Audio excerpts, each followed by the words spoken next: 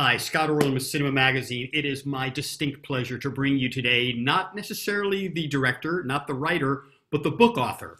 And this is for Oliver Stone, is his memoir called Chasing the Light. Oliver, thank you for sharing your time. I'm fascinated when somebody writes a memoir because I can't remember what I had for lunch last week. So what resource tools did you have to kind of help your memory in putting this book together?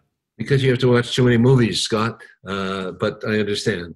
I kept diaries. I've always been a writer since I was a boy. But I kept some diaries back then in the 70s, and they were very helpful. 60s less so, but a good memory. And also the process of going into the past. You think more and think more, and you try to remember. Of course, you're not always accurate, but you use, your parents. You talk to your parents as much as you can. My parents have passed away. But meanwhile, after the 80s, I did get into diary keeping, much more so. 82, I'm pretty consistent. In fact, I have 100,000 pages probably of diaries, which takes some time to read, but it's certainly well worth it because you forget so much, as you know. One of the things that's always fascinating is we all think we know ourselves. And Yeah. then sometimes as life goes on, we can look back and have a perspective about things and going, oh, maybe I wasn't on my best behavior. Going through the experience of writing this memoir, did you reevaluate yourself in any way?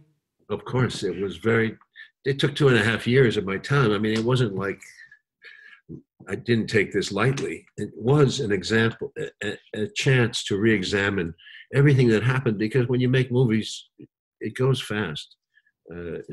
For some reason, that whole process just flies when you're working with a lot of people around you every day, and it's hard to pick out the stuff. So a book like this gives me a chance to really re-examine and reappreciate the movies and what happened, and good and bad. And it's a shock. I mean, I learned a lot. Even going back to the Vietnam War, I learned a lot.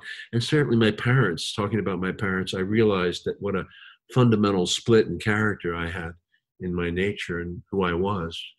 It was way beyond being French and American. It was about two different characters who met up, married, and gave birth to one child, me. And a lot of self-examination. Came to a few new conclusions, too. One of the, after going through the book, probably the most poignant moment for me was sadly after your grandmother died and you went to Paris and you went to go kind of sit with her, and you said you started crying and you were taught as a kid, men don't cry. And I thought that's a really interesting trope that kind of men have the experience, and I was wondering how much did that experience inform you as a writer and as a director about the stereotype of the man? Well, it was all of a piece. You see, at 30 years old, I had reached a place of desperation as a screenwriter. I had had no real success, and I was facing the wall, and I was broke and depressed as I started the book that way. But my grandmother had always played a significant role in my life, my French grandmother. So when she died, right at the age of 30, and I had written the script of Platoon that year. It was just a key moment. And when I went over to see her in France, they lay out the bodies on the bed. So it was me and her in a room. I was thinking of Bertolucci's Last Tango, but it was not that kind of scene at all. Not Last Tango. Yeah, that was Last Tango. But it was me and my grandmother alone. But unlike that scene, it was a very moving moment. She almost felt like she was alive because I'd known her so well. And I talk about that moment, and it reassured me that I should do what I was doing, which is stay on this path, but become even more serious about it and better. And I cried, as I said I wasn't used to crying at all, except when I was a boy, when you break your arm or something. But this was a significant moment for me. A lot of myth in it too. And I went back to the world, to US, and it's ironic, but things got better. And it was almost as if her spirit intervened. And I was successful that year, my 30th year, in getting actually assigned to Midnight Express. And you gave up that wonderful career as a cab driver. Who knows what could have happened to you then? A last question for you. I mean, you take the audience up till Oscar night, and so obviously there's a lot more that of your life that we could share. But I'm wondering, in perspective, when you look back on the films that you had accomplished at that point, had you achieved artistically everything that you wanted to achieve when you look at Salvador and Platoon and Midnight Express? Were they the No, films you wanted to make? no, I was very, that's a key night, 1986, 1987, actually. Elizabeth Taylor gives me the Oscar, I give her I kiss both cheeks, like my mother said. She was the heroine of my youth, you know. It was exciting as hell. But what I achieved with those two films was the dream that I could be a writer, director, that had a place in the world. And that was significant because the success of those two films back to back was extraordinary. It was beyond belief. You realize this was an international hit. Every country. It was just like wildfire. It went around and it stayed. It had impact on the national consciousness.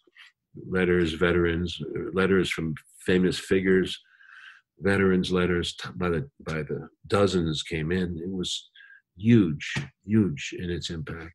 Never had that in my life except on Midnight Express, but not as big. And I was a writer only on that. So this changed it. Now, artistically, I knew I had other places to go, and that I was growing. And I knew that the Vietnam War was not all contained in Platoon, that there was a larger issue of what the United States had done in Vietnam. And I knew that I was taking baby steps politically and culturally to get into that story.